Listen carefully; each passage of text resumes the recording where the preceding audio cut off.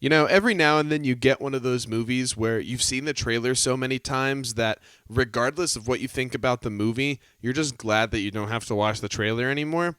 This is one of those movies.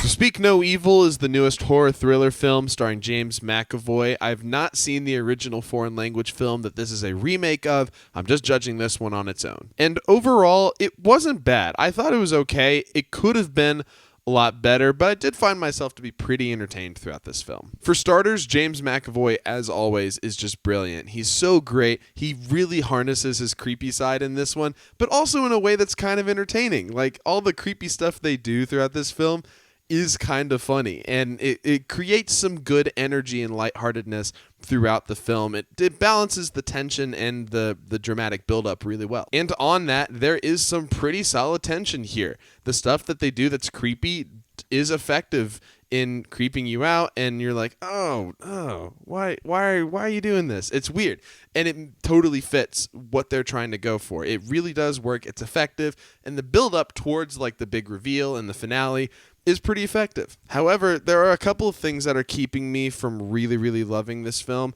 Particularly, the protagonists are so dumb in this movie. Legitimately, every decision they make is the wrong one, to the degree where I smacked my forehead in disbelief multiple times because I just could not believe how stupid these decisions were. And a lot of that is the story's fault. The story finds really dumb reasons to keep this family around long after they should. They should be long gone by this point, but it still keeps finding stupid reasons to keep them around. And while the creepy things that are happening in this film are pretty effective, they go on for a really long time, and the film spends a lot of time building up tension that way as opposed to really elevating the characters and stuff like that. And it just feels like a rehash for a lot of it, and I feel like I'm treading a lot of the same water throughout most of this film, when in reality I'm ready to keep going with the story, maybe plant some of those revelations earlier in the story as opposed to dumping it all at the end. And while I don't love that they just dump all the explanations and the twists and the reasonings all in the last 20 minutes or so,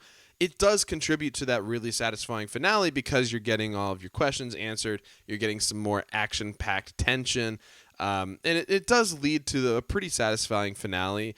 I just don't love that they just waited the entire hour and 30 minutes before letting it all explode in the last 20 minutes. I just wanted some of that earlier. I think if they had cut out about 20 minutes of this movie, this film could have been pretty strong. And even as is, just taking out certain scenes, certain moments, and just cleaning up the pacing could have done a lot for this movie, and it wouldn't have felt like I was going through the same sequence over and over again or seeing the same thing in a different way. And it also would have eliminated some of those stupid reasons that the family sticks around because the story just keeps moving and it doesn't feel like I'm retreading the same thing and they're trying to leave and something keeps them there and stuff like that.